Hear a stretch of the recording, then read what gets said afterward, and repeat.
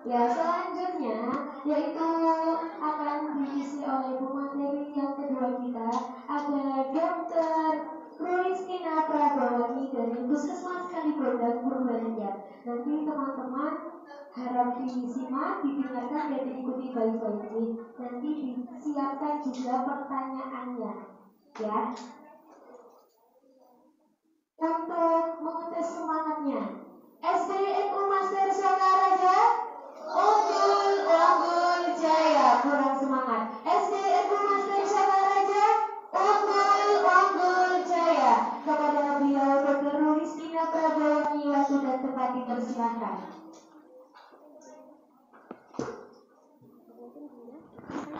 Biar nanti masuk ke itu kalau di baju nggak apa-apa.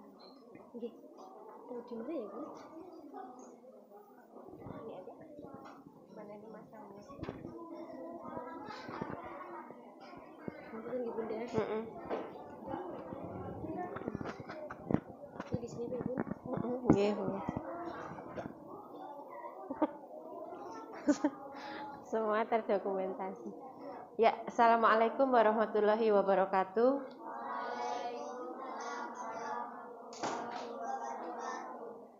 Jam 2 lebih ya, hampir setengah 3. Mohon diperhatikan, saya pakai alat bantu supaya membantu kita nggak terlalu ngantuk sore ini ya. Sebelumnya saya ucapkan banyak terima kasih kepada Bapak Ibu Guru dari SDNU Master Sokaraja atas waktu yang diberikan untuk siang hari ini. Jadi dari sekolah kemarin saya diamanati untuk memberikan materi mengenai pubertas, kemudian menstruasi, kemudian secara umum saya mengartikannya sebagai masa ini ya, seputar kesehatan reproduksi, terutama pada remaja. Mudah-mudahan bisa saya sampaikan dengan baik. Biasanya materi ini kita sampaikan untuk audiens SMP, ya karena STTP itu biasanya sudah cukup matang, semuanya sudah haid, sudah praktek juga beberapa gitu ya, jadi sudah paham, kita tinggal meluruskan saja. Tetapi untuk kali ini pesertanya adalah adik-adik. Mungkin dari sebagian yang di sini ada yang sudah haid, ada juga yang belum. Ya. Teman-teman ada yang usianya masih 10 tahun enggak? Ada yang masih 10 tahun? Ngacung coba ada berapa orang? Oh, berarti kalau 10 tahun dulu masuknya 5 tahun ya? Ya. Mungkin ya, hampir 11 ya Mbak? Ya, kalau masuknya 5 tahun mungkin memang sekarang masih 10 tahun. Jadi sebenarnya masa pubertas itu adalah masa, lagi Bu, lagi.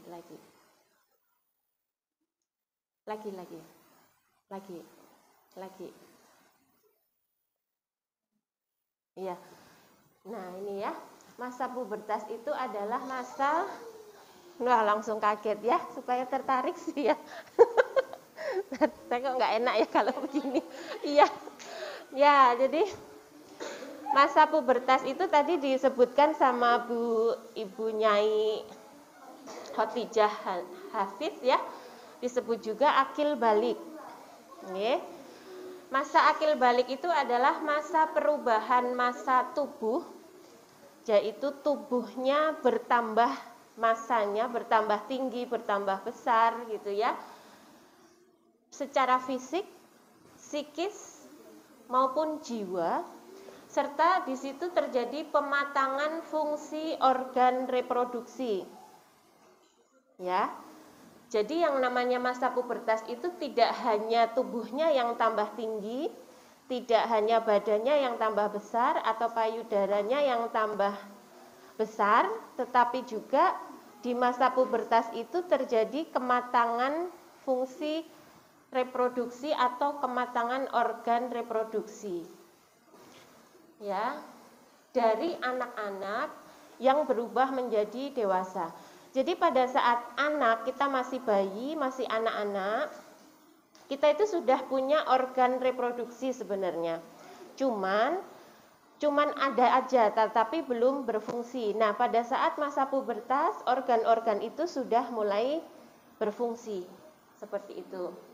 Sehingga, ya, ini perlu digarisbawahi, sehingga pada masa pubertas itu, orang yang sudah mengalami masa pubertas, sudah haid, khususnya wanita ya, karena tadi ini materinya khusus wanita gitu ya. Sehingga reproduksi seksual, artinya kalau wanita itu mampu melakukan reproduksi seksual, kalau pakai bahasa lugasnya berarti wanita tersebut bisa hamil. Betul nggak? Ya. Jadi teman-teman paham nggak? Sudah ini ada gambaran belum? Yang membedakan antara wanita sama laki-laki itu apa sih sebenarnya secara prinsip? Laki-laki bisa hamil nggak? Enggak ya. Laki-laki bisa menyusui nggak? Enggak. Jadi wanita memang ditakdirkan oleh Yang Maha Kuasa untuk bisa hamil, ya. Nah, masa di mana wanita tersebut siap untuk hamil itu dimulai dari masa pubertas ini.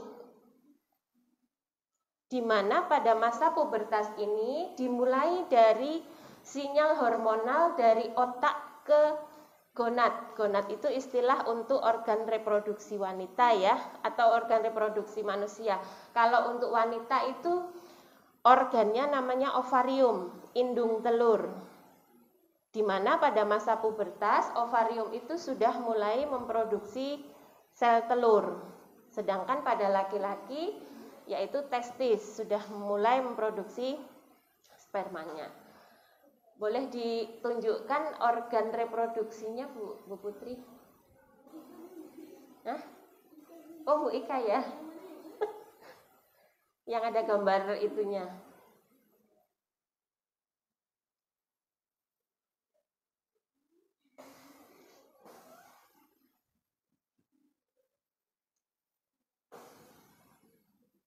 Ya, sebelum ini Bu.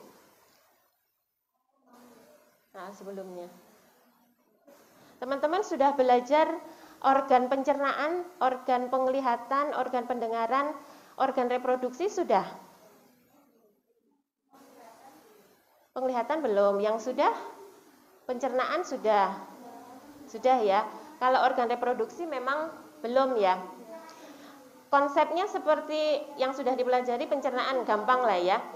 Jadi kalau kita makan, itu kan ada beberapa organ yang terlibat.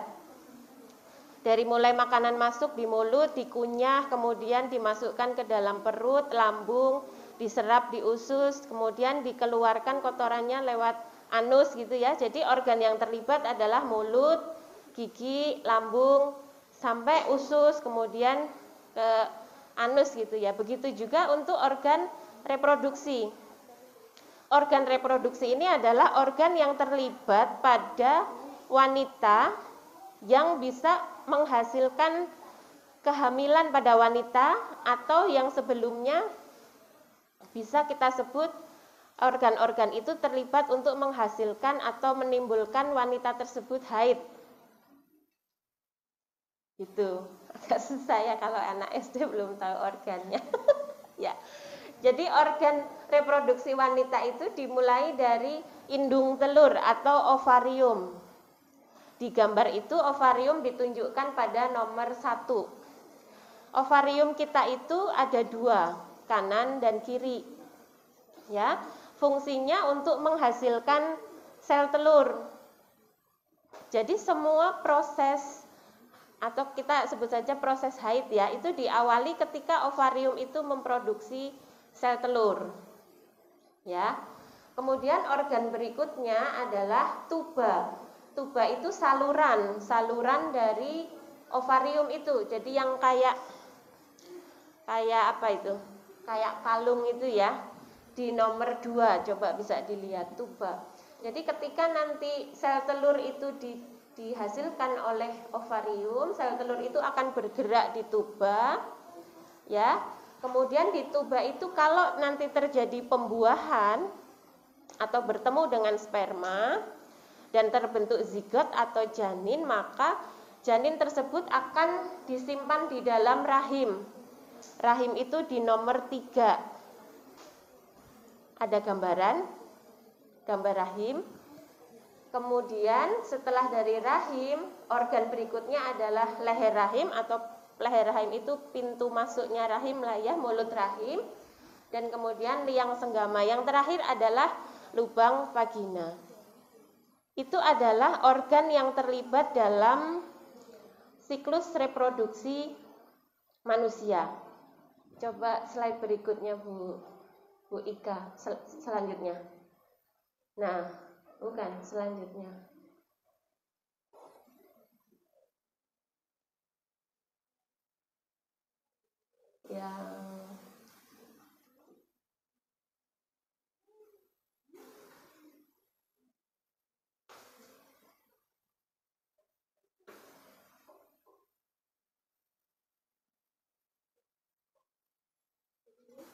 Bukan lagi.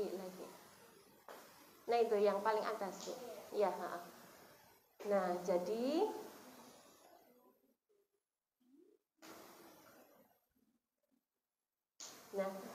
ini ya. Jadi menstruasi itu terjadi ketika sel telur yang tadi dikeluarkan oleh ovarium.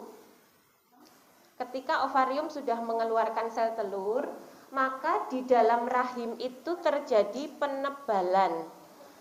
penebalan dari endometrium atau lapisan dalam rahim, yang tadi sama Bu Nyai disebut sebagai akar dasar rahim itu. Nggih. Jadi ketika sel telur sudah dikeluarkan, maka rahim akan melakukan penebalan dinding rahim. Tujuan untuk melakukan penebalan ini adalah bersiap-siap apabila nanti sel telur yang tadi keluar dibuahi oleh sperma. Mau dibuahi maupun tidak dibuahi, rahim itu setiap bulan akan bereaksi seperti itu, selalu akan menebal, mempersiapkan diri apabila sel telur itu dibuahi oleh spermanya laki-laki. Ya. Nah, apabila tidak dibuahi, maka penebalan dari uterus atau rahim itu akan luruh atau lepas. Nah, lepasnya dari dinding uterus inilah yang akhirnya keluar sebagai darah haid. Itu. Ya, ada gambaran ya. Jadi darah haid itu nanti akan keluar melewati tadi yang organ tadi, melewati mulut rahim, melewati liang senggama, dan kemudian keluar lewat lubang vagina. Adakah yang masih berpikir bahwa darah haid itu keluar lewat lubang pipis? Sama apa tidak? Darah haid itu keluarnya melewati lubang yang sama dengan air kencing apa tidak? Sama apa beda? Jawab. Yang sudah haid, Will, sama apa beda, Will? Yang sudah haid siapa ya?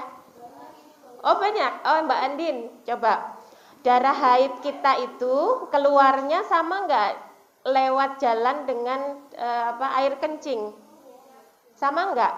Beda ya? Beda apa sama? Salah enggak apa-apa, ya jawab aja. Beda apa sama? Sama. Ada yang punya pendapat lain? Nah, jadi lubang vagina dengan lubang yang untuk keluarnya air kencing itu berbeda. Ya. Nah, lubang vagina itu yang nanti juga sebagai jalan keluarnya bayi.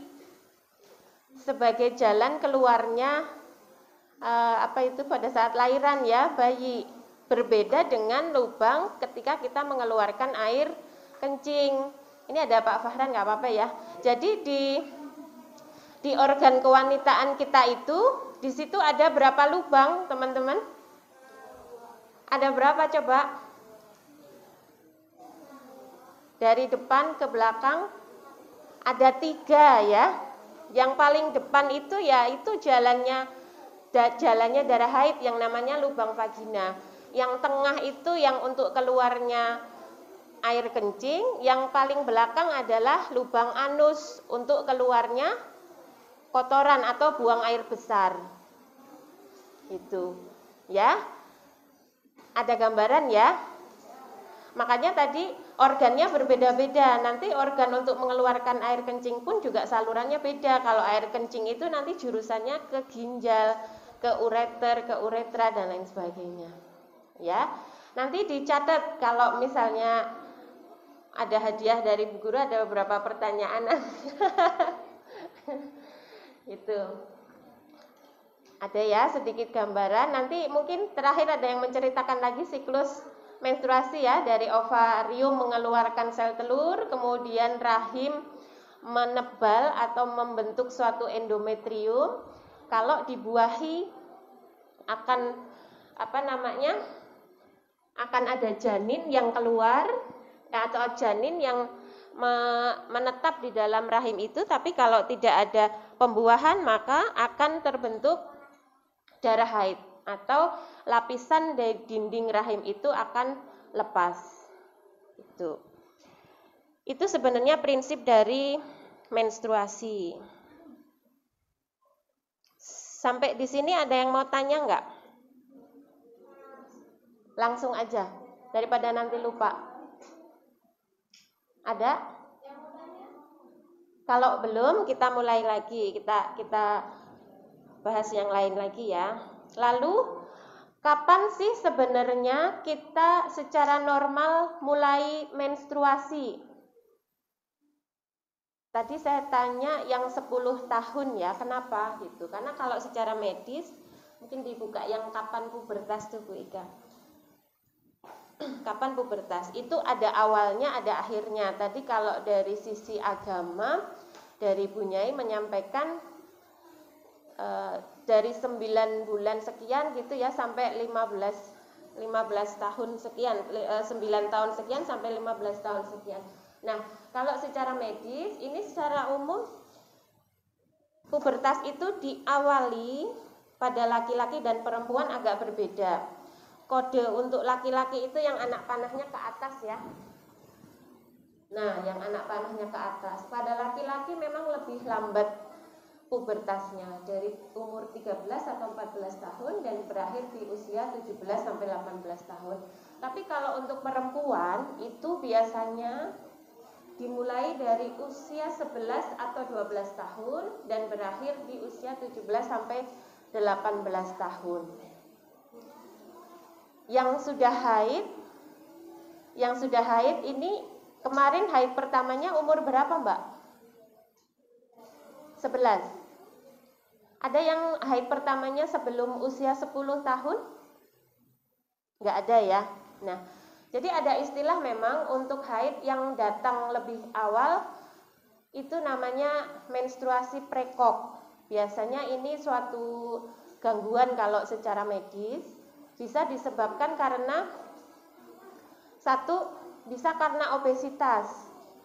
Jadi kadar lemak tubuh kita itu akan dipecah menjadi hormon kewanitaan atau hormon estrogen. Jadi hormon estrogen itu akan membuat menstruasi kita menjadi lebih awal munculnya. Biasanya kita sebut sebagai suatu kelainan kalau haidnya itu sudah ada atau sudah muncul dari usia 8 tahun. 8 tahun sudah mulai haid itu kita sudah harus mulai waspada karena ada resiko. Jadi ketika kita terpapar dengan hormon estrogen terlalu tinggi, terlalu lama juga, itu bisa menimbulkan beberapa penyakit terkait dengan paparan hormon estrogen, misalnya kanker payudara, semacam itu. Bisa menimbulkan resiko seperti itu. Jadi untuk teman-teman yang belum haid, gimana caranya supaya kita bisa haid normal? Atau pas usia 11 atau 12 atau 13 kita sudah dapat haid, itu gimana caranya? Belum ada ilmunya ya, coba nanti kita pelan-pelan sampaikan ya. Jadi untuk bisa jadi haid itu kita membutuhkan hormon. Slide berikutnya, Bu. Nah, ini. Kenapa kok kita bisa haid? Kenapa kok sel telur itu tadi bisa dihasilkan oleh ovarium? Itu yang mengontrol adalah hormon. Kalau pada wanita, hormon yang mengontrol adalah hormon apa? Hormon apa? Sini loh, Dek, duduknya di sini. Kalau di situ nggak kelihatan. Nah, hormonnya estrogen dan progesteron. Kalau pada laki-laki, hormonnya adalah testosteron. Apakah pada laki-laki itu punya hormon estrogen dan progesteron juga? Punya nggak kira-kira? Laki-laki kira-kira punya hormon estrogen dan progesteron nggak? Punya nggak, Bu Ika? Punya.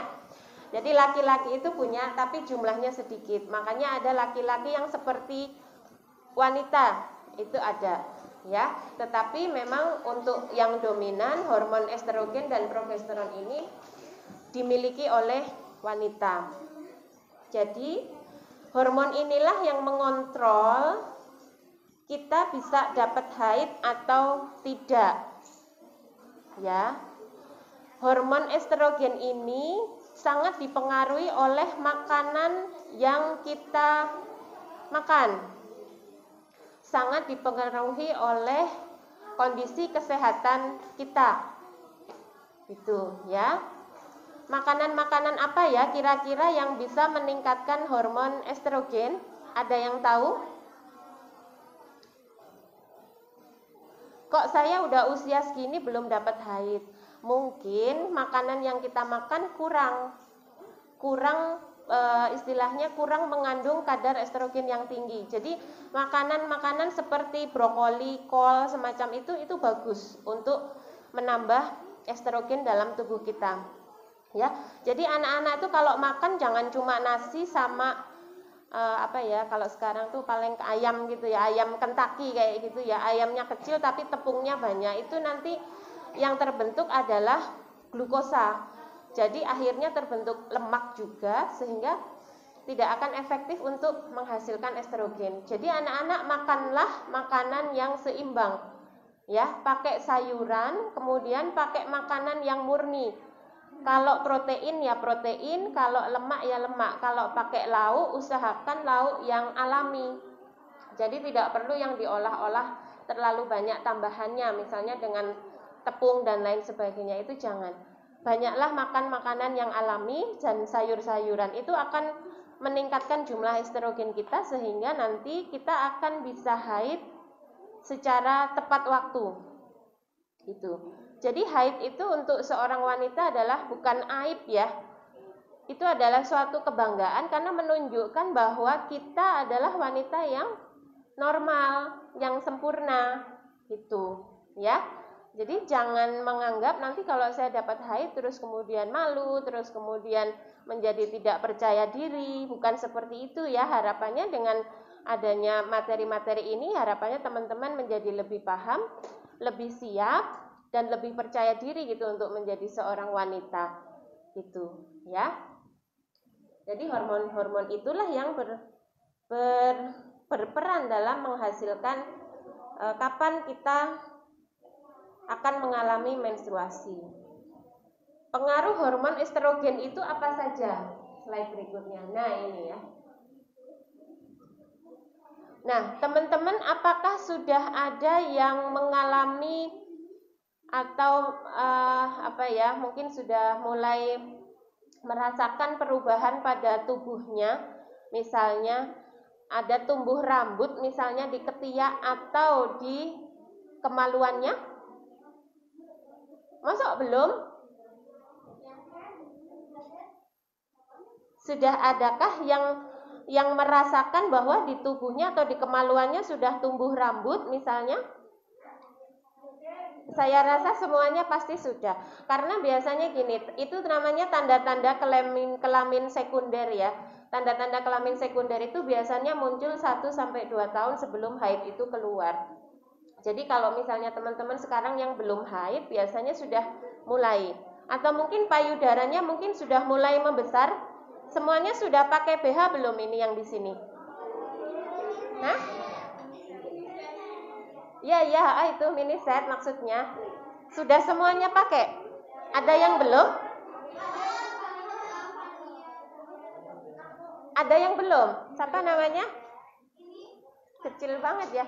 Ini temennya Wima. Siapa namamu? Siapa? Queen ya, Queen ya. Fania mana? Fania belum pakai mini set nak? Oh belum. Ya. Ya, jadi tumbuhnya rambut di ketiak, tumbuhnya rambut di kemaluan, kemudian membesarnya payudara itu juga diatur oleh yang namanya hormon estrogen tadi. Ya. Makanya tadi di awal disampaikan hormon estrogen itu untuk bisa aktif atau bisa normal butuh lemak, Queen. Jadi maamnya banyak, lemaknya ditambahin. Kalau badannya kecil, lemaknya kurang, biasanya estrogennya juga kurang. Sehingga kemungkinan pertumbuhan tanda-tanda kelamin sekundernya juga terlambat. Gitu ya. Jadi nanti coba dievaluasi lagi. Maamnya harus yang seimbang. Ya. Terus kemudian tadi ya sudah disampaikan untuk memulai dan mengendalikan siklus menstruasi diawali dari ovarium yang memproduksi sel telur, itu juga dipengaruhi oleh hormon estrogen.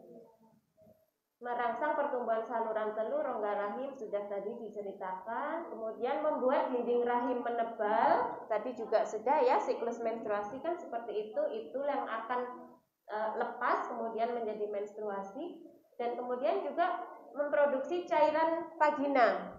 Makanya yang sudah haid mungkin menjelang haid itu rasa-rasanya atau salah satu tanda-tandanya adalah sudah mulai muncul keputihan. Mungkin kalau tadi dari Bu Nyai ada istilah yaitu wadi apa ya, terus sama mani ya, tapi bukan mani. Kalau ini produksi cairan vagina mungkin sama dengan mazi ya Bu. Ya, itu sebagai salah satu tanda bahwa hormon estrogen mulai bekerja. Kalau sudah mulai muncul keputihan, maka siap-siap mungkin teman-teman akan segera dapat haid. Yang di pojok mungkin bisa maju salah satu sini. Nah, sini. Saya yakin teman-teman sebenarnya nanti akan banyak pertanyaan karena ini kan seputar teman-teman ya. Nah, kemudian hormon estrogen itu juga akan mengakibatkan munculnya lemak di panggul. Yang sudah haid mungkin udah kelihatan badannya udah gede gitu ya, pantatnya udah kelihatan gitu. Karena memang ini diatur oleh hormon estrogen itu. Hormon estrogen itu memang membuat fisiknya bertambah. Makanya tadi definisi pubertas adalah pertumbuhan fisik, psikis maupun kematangan organ. Kemudian hormon estrogen juga berperan dalam pembentukan tulang. Nah, pasti yang belum dapat haid, yang belum muncul tanda-tanda kelamin sekunder pasti agak pendek anaknya. Coba yang belum siapa tadi ya? Queen, terus apa ya? Agak pendek ya pasti. Ya, karena memang hormon estrogen ini juga berfungsi untuk ini membentuk tulang. Jadi anak-anak yang hormonnya cukup jumlahnya pasti pertumbuhan tulangnya juga maksimal. Anaknya bisa tinggi, tidak stunting kayak gitu, ya. Kemudian juga mempengaruhi suasana hati. Jadi kalau mereka atau kita yang haid atau yang sudah menstruasi itu kadang-kadang memang moodnya atau suasana hatinya berbeda. Ini bisa dijelaskan secara ilmiah sebenarnya karena hormon estrogen itu memang terkait dengan hormon serotonin atau hormon bahagia. Jadi mereka yang haid kadang-kadang memang menjadi lebih cepat bosan, menjadi cepat capek dan lain sebagainya. Itu sesuatu hal yang wajar sebenarnya, ya. Terus kemudian hormon estrogen juga bermanfaat untuk mencerahkan kulit. Ya. Hormon estrogen juga bermanfaat untuk mencerahkan kulit. Jadi nanti kalau teman-teman sudah haid, ya, sudah mendapat paparan hormon estrogen secara maksimal gitu ya, kulitnya akan bertambah putih. Makanya remaja-remaja itu mulai cantik-cantik. Nah, makanya tadi seperti pertanyaannya Mbak siapa ya? Andin ya. Kalau udah haid kita harus ngapain gitu. Jadi kalau sudah haid karena kita udah cantik, kulitnya bersih gitu ya. Terus kita juga tadi sudah bisa hamil juga kalau sudah haid ya kan. Di depan sudah dijelaskan kalau sudah matang organ reproduksinya berarti kita sudah bisa hamil kan. Berarti kita punya kewajiban untuk menjaga. Gitu ya. Yang cantik-cantik tidak harus dikeluarkan, dipamer-pamerkan kepada yang lain jenis, bukan, tetapi ditutupi sebagaimana tadi yang disampaikan Bu Nyai ya. Kalau tidak muhrimnya tidak boleh terlalu dekat gitu ya. Bajunya juga sudah harus disesuaikan dengan badannya yang tertutup gitu ya. Berikutnya, hormon estrogen itu juga ikut mengatur metabolisme jantung dan otak. Ini boleh percaya boleh tidak ya, teman-teman yang sudah haid tepat waktu itu biasanya akan lebih pintar. Iya, ini untuk memotivasi teman-teman soalnya supaya punya gaya hidup yang bagus. Soalnya anak-anak zaman sekarang ini makanan-makanan instannya sangat banyak. Sehingga kemungkinan asupan makanan yang untuk memproduksi hormon estrogen dan progesteron ini kurang. Sehingga nantinya metabolisme otak dan jantungnya juga kurang maksimal kalau tidak segera tercukupi gitu. Ya, jadi beruntunglah kita sebagai wanita kalau selama kita masih di masa subur. Masa subur itu artinya ya kita masih haid, belum menopause. Itu kemungkinan terjadi penyakit jantung koroner misalnya itu akan semakin kecil gitu ya. Ada gambaran ya tentang hormon estrogen ya. Ada pertanyaan nggak? Nanti ya. Selanjutnya selain hormon estrogen kita ada hormon progesteron. Nah ini penting untuk anak-anak. Hormon progesteron ini lebih berperan pengaruhnya terhadap kulit dan rambut mulai berminyak. Betul nggak? Teman-teman yang sudah haid rasanya mukanya lebih berminyak, rambutnya lebih cepat kotor, apalagi kalau pakai kerudung lama kayak gitu ya. Nah ini memang dipengaruhi oleh hormon progesteron itu. Kemudian keringatnya juga bertambah banyak. Mungkin lingkungan kita, orang tua kita kadang-kadang, aduh kamu kok baunya kayak gini banget ya, apa belum mandi ya, seperti itu. Karena memang ini banyak dipengaruhi oleh hormon progesteron ini. Itu. Makanya nanti kalau untuk teman-teman yang sudah haid memang harus lebih menjaga diri, menjaga tubuh ya, harus lebih sering untuk membersihkan diri. Lengan dan tungkai kaki bertambah panjang, tambah besar, memanjang tulang wajah dan lain sebagainya, berperan dalam proses menstruasi, juga untuk pengeluaran cairan dan mempertahankan kehamilan. Jadi progesteron ini banyak nanti berperan ketika terjadi kehamilan. Yang penting untuk hormon progesteron untuk anak-anak adalah ini bisa mempengaruhi libido. Libido itu apa? Ada yang tahu? Libido itu hasrat seksual. Tadi Bu Nyai bilang kalau ketemu laki-laki rasanya gimana ya, kayak gitu. Itu yang namanya libido. Betul nggak? Teman-teman sudahkah ada yang merasakan seperti itu? Mungkin ada yang sudah mulai surat-suratan gitu sama yang temen cowok gitu? Ada nggak? Ada ya? Nah, itu normal sebenarnya. Karena memang secara hormonal itu diatur oleh hormon progesteron. Jadi memang ada ketertarikan dengan lawan jenis. Tetapi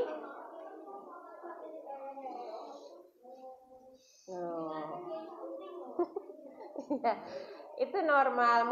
Mungkin teman-teman sudah banyak yang ini kalau lihat TV gitu ya, ada artis yang ganteng gitu kan, mulai oh ini kok ganteng banget ya, terus diputar-putar nyari aja itu ya, itu memang normal. Anak-anak remaja boleh-boleh saja seperti itu, tetapi gitu ya, tetapi prinsip prinsip secara agama seperti yang tadi disampaikan Bu Nyai itu harus tetap dipegang teguh, ya. Ya, yang namanya punya ketertarikan itu sehat, boleh, normal, nggak apa-apa. Tapi tidak boleh berlebihan dalam mengekspresikannya, gitu ya. Karena kalau tidak hati-hati, ketika kita sudah berhubungan dengan lawan jenis, kita sudah bisa hamil misalnya, berhubungan yang lebih dari sekedar teman misalnya, itu akan mengganggu, sangat merugikan. Ini mulai gaduh karena mulai membicarakan seperti yang dirasakan apa udah ngantuk ya. Nah, itu ya. Kemudian coba Bu Ika buka yang mitos-mitos seputar menstruasi. Nah, mungkin ada banyak berita atau mungkin informasi dari orang-orang di sekitar kita juga mengenai menstruasi. Ada juga yang mungkin menyampaikan bahwa kalau misalnya anak-anak menstruasi secara dini itu karena sering nonton konten-konten yang porno misalnya, itu benar apa salah menurut anak-anak? Salah. Alasannya kenapa? Iya, jawabannya benar salah. Alasannya kenapa, Nak?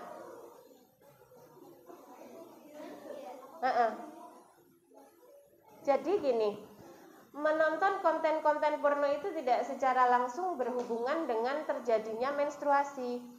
Ya, menstruasi itu akan terjadi bila mana ovarium itu sudah menghasilkan sel telur dan rahim sudah menebalkan diri dan kemudian lepas. Itu terjadi menstruasi.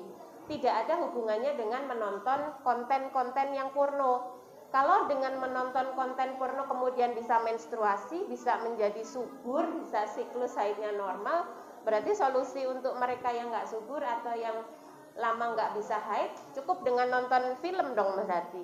Kan enggak ya? Enggak, berarti ini mitos. Ini mitos ya. Tetapi bukan berarti boleh nonton konten porno, karena masalah pada remaja itu juga banyak dipengaruhi masalah perilaku.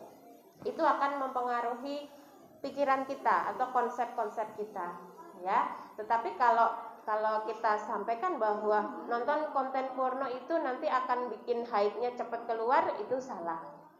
Ya. Yang kedua, darah haid itu darah yang kotor. Itu benar apa salah? Mitos atau fakta? Fakta. Kenapa kok kotor? Karena keluarnya dari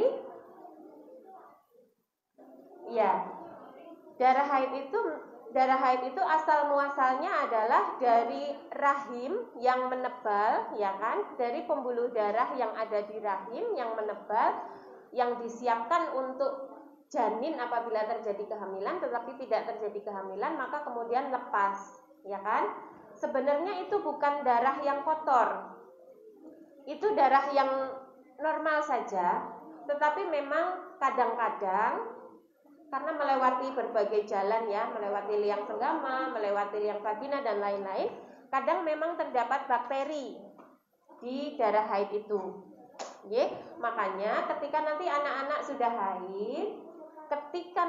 haid, biasakan untuk selalu mencuci tangan pakai sabun bila mana tangan kita kontak atau menyentuh organ kewanitaan kita, karena memang darah itu sebenarnya bisa mengandung bakteri. Tapi kalau dibilang darah itu darah kotor, sebenarnya tidak, ya, karena darah itu berasal dari rahim kita, gitu. Cuman memang harus dibersihkan, itu ya. Kemudian saat haid tidak boleh makan atau minum tertentu. Ada yang pernah dengar Andin kalau pas haid ibu bilang boleh makan ini atau harus makan ini atau nggak boleh makan ini itu gitu nggak? Yang dilarang apa, Nak? Es. Nah, kamu masuk di mitos yang ketiga ya. Jadi memang ada mitos kalau minum es itu nanti darah haidnya jadi cepat kering atau jadi membeku kayak gitu ya. Itu salah ya, itu enggak ada hubungannya antara minum es dengan pengeluaran darah haid. darah haid itu akan berakhir kalau lapisan dinding dalam rahimnya itu sudah lepas semua, bukan dipengaruhi oleh es atau minuman bersoda. Kadang-kadang ada yang bilang seperti itu. Itu mitos. Jadi sebenarnya boleh, tidak ada masalah. Orang yang haid minum es atau minum makanan yang lain-lain, tidak ada pantangan apapun. Ya, boleh-boleh saja. Harus makan yang variatif, yang bergizi, hindari makanan instan. Gitu ya. Oke, terus berikutnya dilarang keramas saat haid. Adakah yang mendapatkan informasi seperti ini? Ada juga. Kenapa? Alasannya apa, Dek? Boleh ya, justru pada saat haid itu karena hormonalnya kita sudah mulai muncul ya tadi, keringatnya mulai banyak, kemudian kelenjar minyaknya juga mulai banyak, badan kita cepat gerah sebenarnya. Boleh, malah justru harus sering mandi, sering membersihkan diri. Jadi salah ya, ketika haid tidak boleh keramas. Coba kalau nggak keramas 7 hari, betapa baunya ya. Harus mandi, harus keramas gitu. Ya, mitos berikutnya. Siklus haid harus 28 hari atau sebulan sekali harus dapat haid. Benar apa enggak? Harus begitu apa enggak? Enggak. Toleransinya sampai berapa lama? Ya, jadi siklus haid itu tidak mesti harus sebulan sekali. Apalagi untuk adik-adik, untuk anak-anak yang masih awal. Jadi setahun sampai 2 tahun pertama dari awal dapat haid ini, kadang-kadang memang siklus haidnya masih belum teratur. Ada yang 2 bulan baru dapat, 3 bulan baru dapat, itu nggak apa-apa. Masih setahun 2 tahun pertama masih normal. Tapi nanti setelah 2 tahun kita mengalami haid dan siklusnya masih seperti itu, nah nanti baru kita konsultasikan, gitu ya. Jadi kalau harus sebulan sekali itu mitos. Ya. Kemudian minuman bersoda bisa memperlancar menstruasi, kayak Sprite, kayak apa itu minuman bersoda apa aja nih? Pinter banget ya. Coca-Cola, minuman bersoda. Ya, Fanta itu. Ada yang bilang itu memperlancar haid. Betul apa salah? Salah. Enggak ada hubungannya ya. Jadi yang memperlancar haid itu apa aja tadi? Makanan apa sebenarnya? Sayur-sayuran, pakai apa tadi yang khas itu sebenarnya brokoli itu bagus. Itu kemudian makanan-makanan yang lemaknya tapi lemak bagus, protein yang tinggi gitu ya. Itu akan memperlancar haid. Kemudian pada saat haid itu boleh berenang atau boleh berolahraga enggak? Boleh apa enggak? Boleh ya.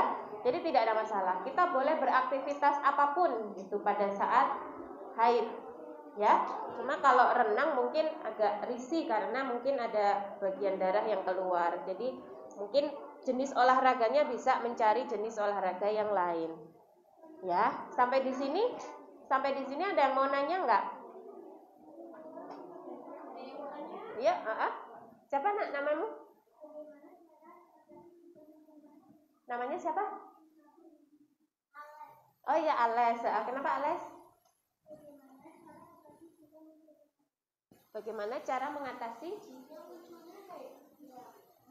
Oh ya, nanti ada di slide berikutnya. Di tips sehat saat haid Bu, selanjutnya. Nah ini ya Ales. Jadi pada saat haid kita jangan jangan takut. Mungkin pada saat Ales sudah dapat haid belum?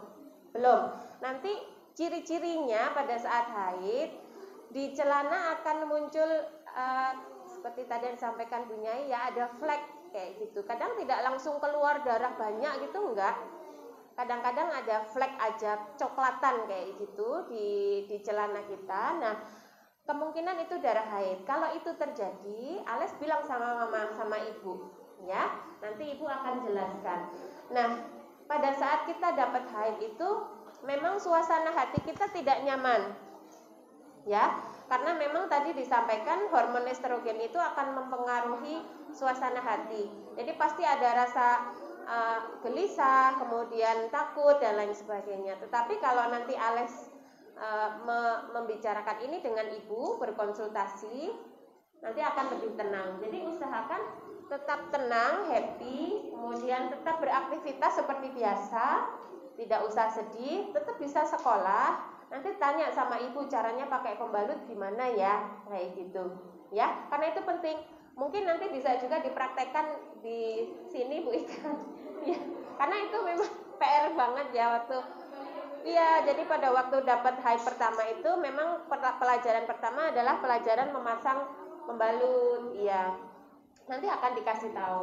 Kemudian makan makanan yang bergizi, ya, makan buah, sayur, kemudian minum air putih yang banyak, mandi 2 kali sehari, kemudian itu tadi sisa darahnya harus dibungkus, kemudian dibuang di tempat sampah, kemudian biasakan mencuci tangan tiap kali kontak dengan kemaluan, tiap kali kita buang air besar atau buang air kecil.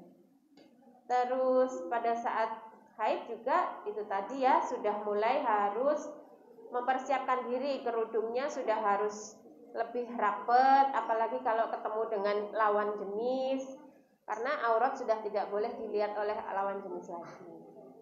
Itu kira-kira. Ada lagi yang mau tanya? Yuk, namanya siapa nak? Mbak Vivi. Oh, Nia. Ya, Nia kenapa Mbak Nia? Oh ya, kalau haid kenapa rasanya sakit perut ya? Ya, karena haid itu kan keluarnya lapisan dinding dalam rahim. Ya, mungkin teman-teman bisa membayangkan ketika ibunya melahirkan. Ada yang pernah lihat ibu-ibu melahirkan nggak? Nggak pernah lihat. Ya mungkin kalau digambarkan di sinetron gitu ya, seorang ibu yang melahirkan itu kan kesakitan seperti itu ya. Itu adalah gambaran ketika dinding rahim itu berkontraksi untuk mengeluarkan bayi. Kalau bayi itu kan masanya lebih besar, lebih berat, ukurannya sekitar 2-3 kilo gitu ya. Tetapi pada waktu haid, dinding rahim kita juga berkontraksi, cuman kontraksinya bukan kontraksi yang berat seperti halnya ketika ibu melahirkan bayi. Cuma memang ada kontraksi, makanya ada beberapa yang sakit atau nyeri. Coba Bu Ika buka di apa? Yang bukan. Tanda-tanda menstruasi normal. Nah ini ya, Nia. Nah, jadi menstruasi yang normal itu siklusnya kira-kira 21 sampai 35 hari. Umumnya memang 28 hari itu idealnya. Berlangsung selama 2 sampai 7 hari, tapi memang bisa sampai 15 hari dalam kondisi-kondisi khusus. Kalau yang normal-normal saja biasanya 2 sampai 7 hari. Kemudian saat awal menstruasi kadang siklusnya belum teratur, tetapi nanti seiring bertambahnya usia siklus haid akan menjadi teratur. Terus ini nyeri ringan atau sedang itu masih normal Mbak Nia, asalkan titiannya adalah asalkan kita masih bisa beraktivitas secara normal. Pada saat haid memang nggak nyaman perutnya, tapi kita masih berangkat sekolah, kita masih ikut olahraga, kita masih beraktivitas seperti biasa. Itu artinya siklus haid kita masih normal. Gitu ya. Ada juga teman-teman yang haid itu pada saat haid sakit sekali sampai keluar keringat dingin, bahkan sampai pingsan, itu ada juga. Nah, kalau yang seperti itu namanya itu nyerinya sudah nyeri yang berlebihan atau nyeri berat. Kalau sudah seperti itu maka memang perlu dikonsultasikan kepada yang lebih kompeten, ya. Kemudian untuk menstruasi normal itu, darah haid normal itu kira-kira sekitar 80 cc per hari. 80 cc itu seberapa? Seair mineral yang gelas itu berapa cc? 75 kalau nggak salah ya, yang kecil. Sekitar segitu sehari. Itu kalau pas lagi banter itu dibagi dalam sekian kali kita ganti pembalut. Normalnya itu 4 kali ganti pembalut. Kalau kita nggak kepingin haidnya itu yang sampai apa ya, kopoh-kopoh gitu ya. Itu karena dalam satu pembalut itu bisa menampung sekitar 15 sampai 20 cc darah. Kadang ada orang yang haid darahnya berlebihan sekali. Jadi sampai ganti pembalut 5 kali aja itu masih yang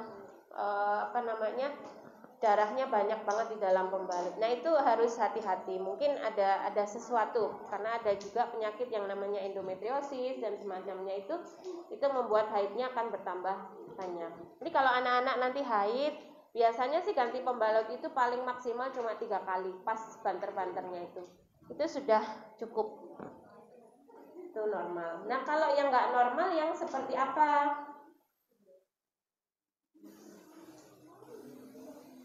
Nah, yang nggak normal itu yang siklusnya 40 hari atau lebih.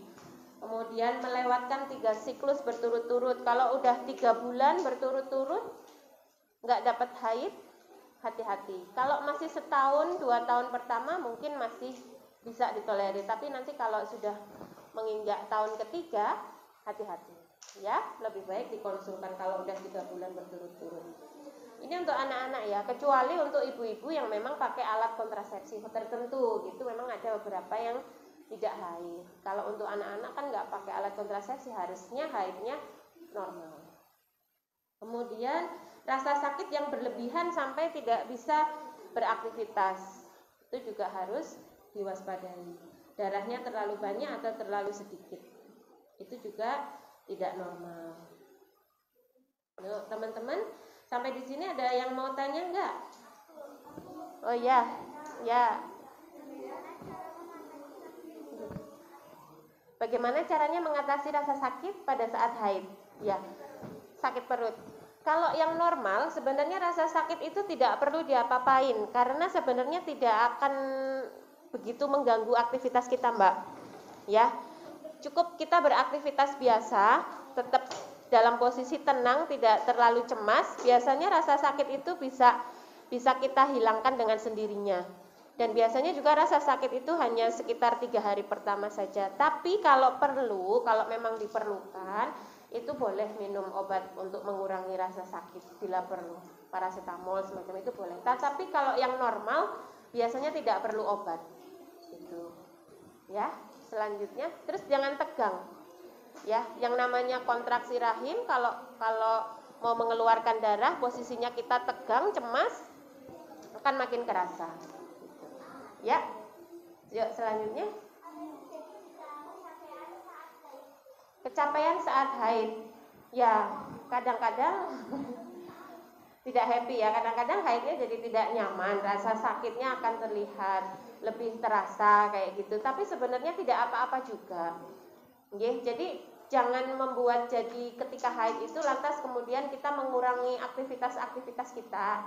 Tetap sekolah seperti biasa, tetapi memang jangan terlalu berlebihan. Misalnya kalau untuk anak remaja itu kecapeannya sih apa? Misalnya gimana, Dek? Prinsipnya tidak masalah, tidak akan mempengaruhi. Mungkin ada yang berpendapat kalau kecapean nanti darahnya jadi tambah banyak kayak gitu ya. Itu pun juga tidak apa-apa, ya.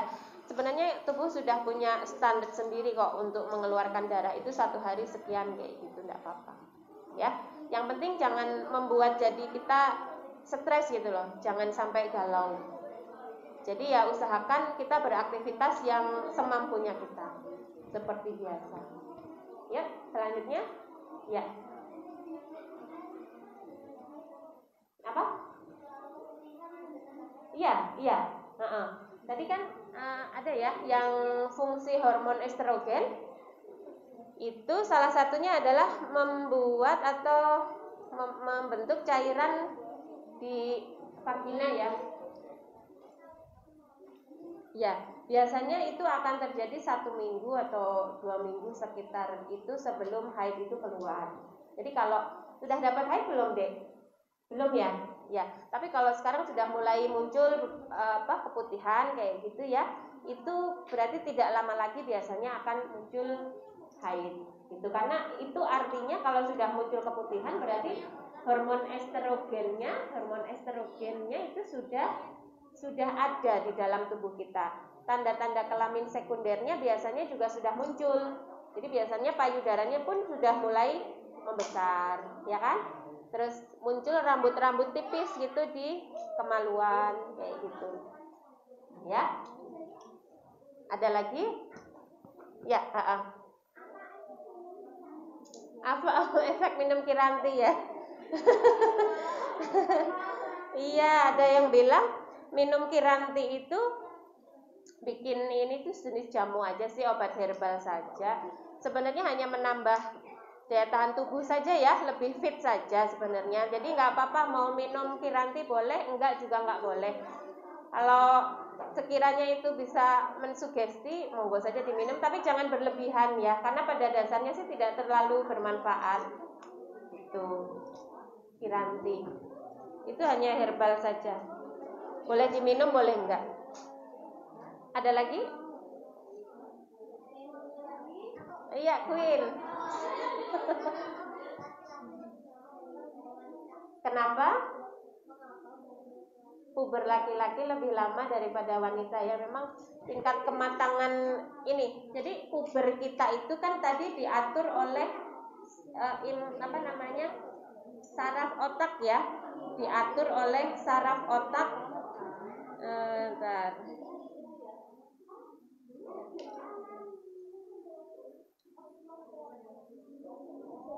Nah, proses ini dimulai dari sinyal ya, dari sinyal hormonal yang di otak.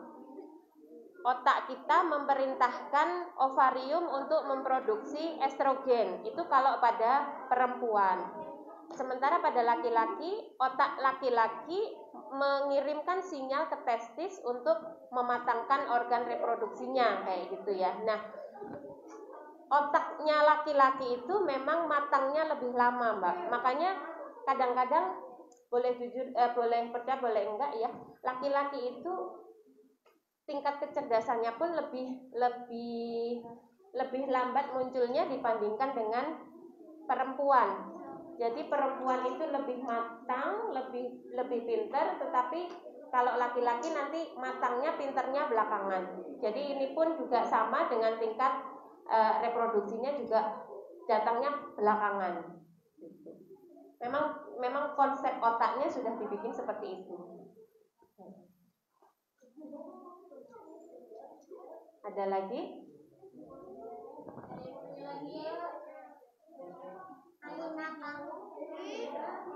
Nah, kalau nggak ada, sekarang kita ke ini, masalah pada remaja, Bu.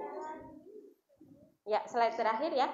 Ini mudah-mudahan nanti bisa sebagai penutup. Atas, Bu, paling atas, agak di atas.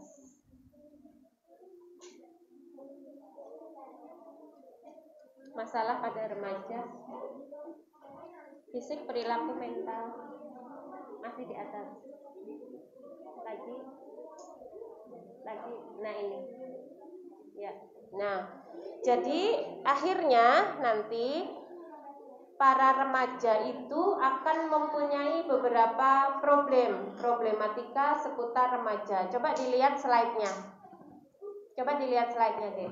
Betul nggak? Masalah pada remaja itu bisa secara fisik, secara perilaku maupun secara mental, ya. Secara fisik bisa jadi remaja itu mengalami gangguan pertumbuhan.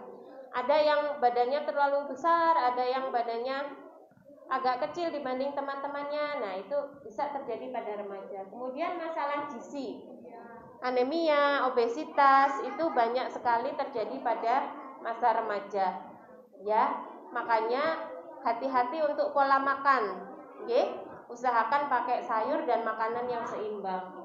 Kemudian masalah berikutnya adalah bisa jadi pubertasnya muncul terlalu dini maupun terlalu lambat. Ya. Kemudian bisa jadi jerawat.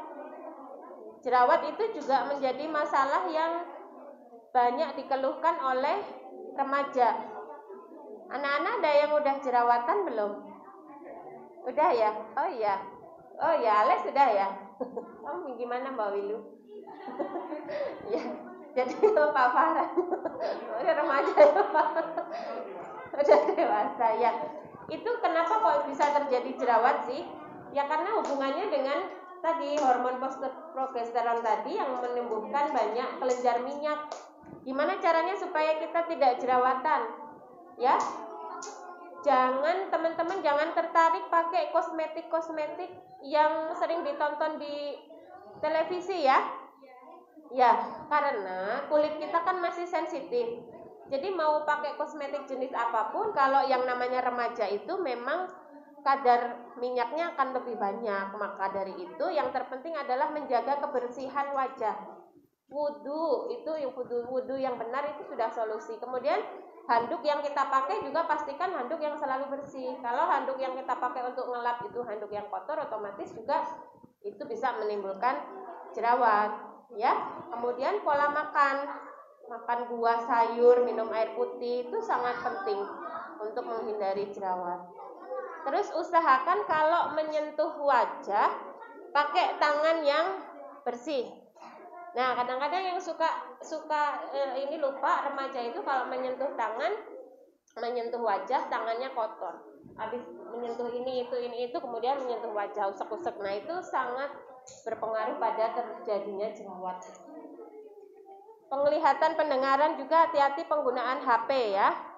Penglihatan usahakan masih remaja jangan pakai kacamata. Ya, repot nanti ya.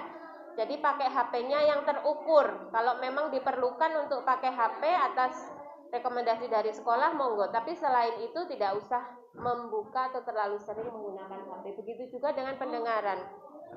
Ada yang sering pakai headset semacam itu sangat mengganggu banget ya untuk persarafan pendengaran. Kalau untuk mata bisa pakai kacamata, tapi kalau untuk telinga kadang-kadang solusinya agak repot. Jadi remaja usahakan dijaga organ pendengaran penglihatan.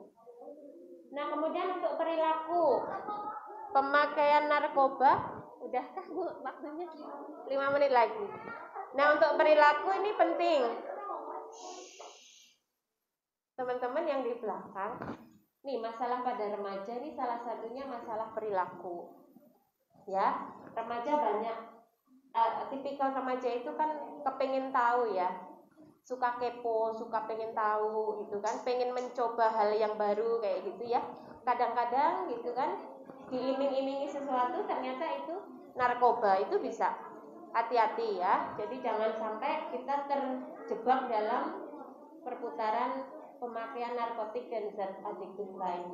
Merokok, kalau untuk wanita mungkin enggak ya, ini untuk laki-laki. Kecelakaan, hubungan seksual pranikah. Ada yang paham tentang ini? Hubungan seksual pranikah. Tadi kan disampaikan ya, kalau teman-teman sudah haid, itu artinya teman-teman sudah bisa hamil belum? Sudah. Bisa terjadi hamil, tahu nggak? Belum tahu. Nah, itu ceritanya dari situ. Jadi dengan hubungan seksual itu bisa terjadi hamil antara laki-laki dengan wanita. Makanya hati-hati di masa remaja, jangan main-main. Ya, organ reproduksinya itu dijaga. Organ reproduksi tadi diawali dari ovarium, diakhiri sampai vagina. Lubang utamanya itu yang di lubang vagina itu yang harus dijaga. Pokoknya kalau anak-anak kok bermain di daerah situ, entah main sendiri atau main dengan orang lain atau lawan jenis, itu bahaya. Itu tidak boleh. Ya, itu yang namanya hubungan seksual pranikah. Kalau sampai terjadi kehamilan, sampai dipaksa jadi kawin muda, itu masalah semua itu. Sampai akhirnya jadi aborsi, terjadi infeksi menular seksual, nah itu udah fatal. Makanya ilmu-ilmu seperti ini harus dipahami dari sekarang, supaya kita tahu dan kemudian bisa menjaga diri. Itu, ya. Jangan bermain-main di daerah organ kewanitaan, ya. Bermain sendiri nggak boleh maupun dengan temennya atau lawan jenis, ya. Kemudian untuk masalah mental, nah ini depresi, bunuh diri, masalah belajar dan lain-lain. Saya pikir enggak ya, teman-teman cukup sehat dan secara spiritual juga sudah cukup kuat. Mungkin sampai di sini aja ya, waktunya sudah habis. Mudah-mudahan ada sedikit yang masuk yang bermanfaat untuk teman-teman, paling tidak tahu lah ya. Jadi menstruasi itu asal muasalnya dari mana, organ reproduksinya itu apa saja, kemudian mitos dan faktanya bagaimana, apa yang harus kita lakukan. Harapannya nanti teman-teman ketika sudah mendapatkan haid itu tetap bahagia gitu, menjadi tetap percaya diri dan sehat sampai nanti akhirnya menjadi wanita dewasa yang sempurna. Itu ya, selamat berpuasa, selamat melanjutkan acara mabit, mudah-mudahan lancar sampai besok pagi. Ya, mudah-mudahan banyak manfaatnya. Assalamualaikum warahmatullahi wabarakatuh.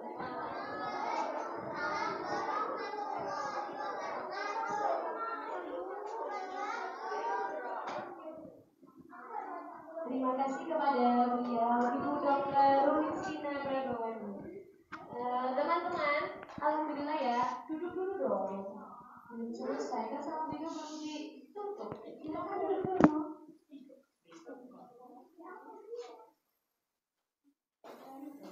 Alhamdulillah, untuk materi pada siang hari ini sudah selesai ya.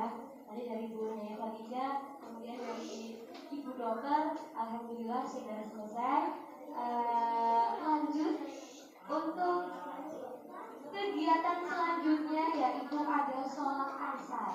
Nanti kembali ke kelasnya masing-masing, siap-siap ambil wudhu, sholatnya di lantai 2, nanti diimamin sama Pak Hasan ya. SDNU